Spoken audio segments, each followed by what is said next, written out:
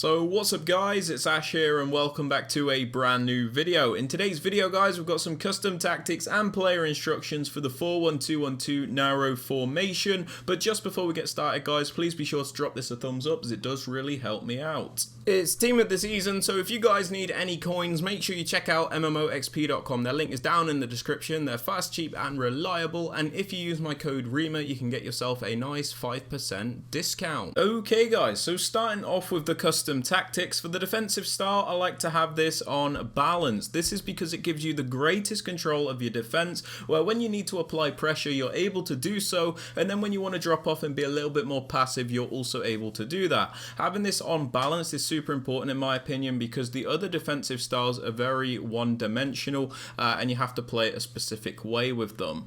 Moving on to the defensive width guys, I like to have this on 35. This is so we can primarily defend the narrow areas and defend in a nice compact shape. This is super important as it stops our opponents being able to just run right through us and cut us apart basically. The reason we don't have the width like crazy low though is because we still need to maintain some natural width to cover the wide areas in case an opponent tries an attack down the wing.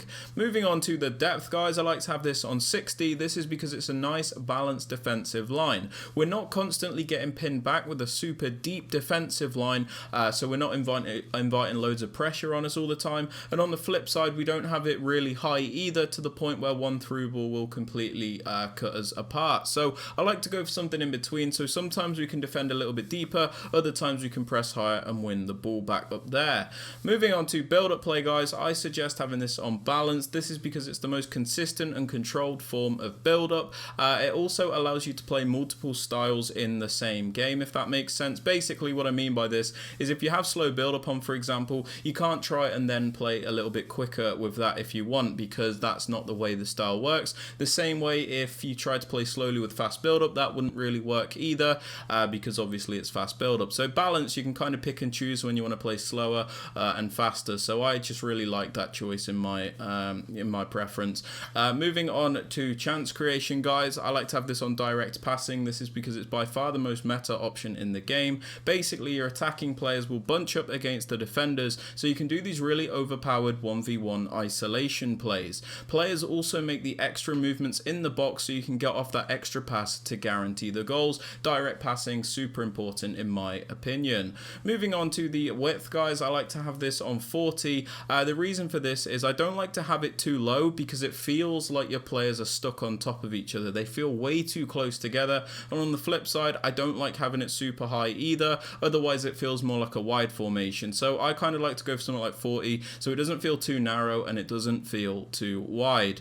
Moving on to players in box guys, I have this on 5. This is so we can get some players into the box to create those chances, but we don't overcommit the entire team to the point where we're always getting counter-attacked. As for corners and free kicks, I have these both on 1 because there is a corner kick routine that I use which requires these to be on 1. Link to that in the top right hand corner of the screen. Now moving on to the types of players you want to use guys, I'm just going to give you some suggestions so you know the types of players you can use in each position. This is just like a guide, you don't have to if you don't want to, but starting off with the strikers guys, I like to go for a balance between the two. So I like to have a more creative player on the left and then a more clinical finisher on the right. This so we've got like a creative finisher dynamic, and I feel like you get a lot more out of the attack this way. If you just go for 2 out and out finishers, you're very restricted in your attack. You're limited to things like through balls and crosses, and you can't really do much. So I like to implement like a creative player into the strikers because I feel like you can do a lot more with them. You can be a lot more varied in your attacks,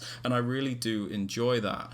Moving on to the cam guys, it's important that you use a very nice technical and creative player. This is because the cam is the main playmaker in the team, so you're not going to want to use somebody that is like slow and clunky without any creative ability, otherwise you might struggle. It's important to get a cam that works well, otherwise like I said you are going to struggle in my opinion.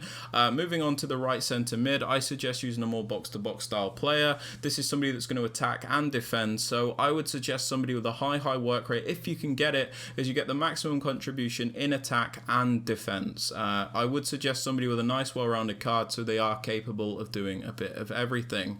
Moving on to the CDM guys, I like to go for a more defensive-minded midfielder. This is somebody that's going to stay back, break up the play, and make sure we're as sound defensively as possible. So I would suggest somebody with a medium-high work rate if you can get it. as you get the maximum contribution in defense and they're not too bothered about going forward. Moving on to the left centre mid, guys, we can use an actual attacker here. This is because this player is not actually going to have to defend as a centre mid. This will make more sense in the player instructions, but you can pretty much use whoever you want in this position. You really don't have to worry about their defensive stats. I would suggest like a proper attacker, somebody like an Mbappe or a Neymar, someone like that, anyone really. But yeah, you have a lot of freedom with that left centre mid. Moving on to the fullbacks, I like to go for a balance between the two. So in the left back position, I go for a more attacking minded fullback in Roberto Carlos. This is somebody that's actually going to contribute going forward for me and give us another option. And then in the right back position, I go for somebody more defensive in Cafu, somebody that's just going to stay back and be a little bit more defensively sound.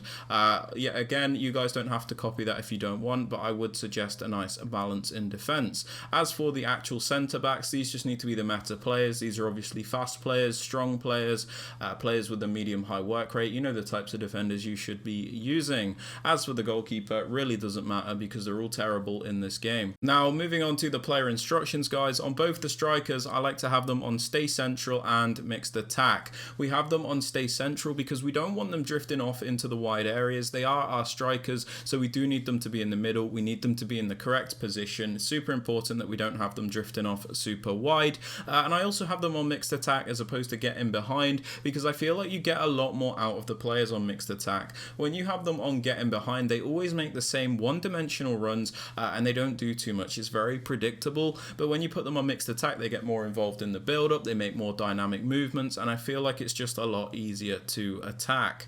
Moving on to the cam, guys, I have him on comeback on defense and get into the box for cross. Now, this is super important. The reason we have him on comeback on defense is because it's going to make this formation defend in a 4-4-2 shape. The reason we do this is because the 4-4-2 is a much more superior defensive formation than the 4-1-2-1-2, because we can defend narrow and wide, which is super important. The 4-1-2-1-2 is obviously very narrow, so we're not going to be able to defend the wide areas very well. So putting this cam on comeback on defense means he's going to come back to defend as a right mid in a 4-4-2 shape. We also have him on get into the box for cross, so he's not hesitant to get into the penalty area where we are when we are on the attack. Moving on to the right centre mid, the more box-to-box player, we have him on the default settings and cover centre. We have him on default settings because he has a bit of a free role in this team. He's a box-to-box player, so we kind of let him do his own thing. The only important thing is that we have him on cover centre, so he does defend as one of the centre mids in the 4-4-2. Moving on to the CDM, we have him on stay back while attacking, cut passing lanes and cover centre. We have him on stay back because obviously we don't want him going forward if he's defensive, cut passing lanes, so he's always looking to break up the play, and then we also have him on cover centre, so he does defend as one of the centre mids in the 4-4-2. Moving on to the left centre mid, where we use an actual attacker, we have him on get forward, get into the box cross, and most importantly, cover wing. We have him on get forward, so he's not scared to fly forward. He is an attacker after all. We have him on get into the box for cross, so he's not hesitant to get into the penalty area. And then we have him on cover wing, so he does defend as a left mid in the 4-4-2 shape. This is why I said it's not super important that this player has good defensive stats, because they don't actually have to defend as a centre mid. So the way this team would set up for me when we don't have the ball is the back four will be the same: Saka left mid, Casemiro left centre mid, Modric right centre mid, and Rafinha right mid. I hope you guys can see how that works. Moving on to the left back, my more attacking fullback, I have him on balanced attack and overlap. This is so we have a wider option when we're going forward, because the 4-1-2-1-2 is obviously very narrow, and sometimes we need a bit of width in attack to help us out. So we have him on balanced attack and overlap. The overlap run type means he's obviously going to make the overlapping runs to give us extra width. As for the right back, my more defensive fullback, I have him on stay back and overlap. We have him on stay back, so we always have at least 3 defenders back at a time, and we have him on the overlap run type, so when we do send him on a run forward with L1, for example, he'll make the overlapping runs to add extra width. As for the centre backs and the keeper, these are on the default settings and I do not touch them. But yeah, guys, they're my custom tactics and player instructions for the 4-1-2-1-2. If you have enjoyed or found it useful, please be sure to drop it a thumbs up, sub to the channel if you are new so you never miss out on any videos like this one, and don't forget to turn on notifications. And with all that aside, guys, I hope you have a great rest of your day, and I'll catch you all in the next one. Peace.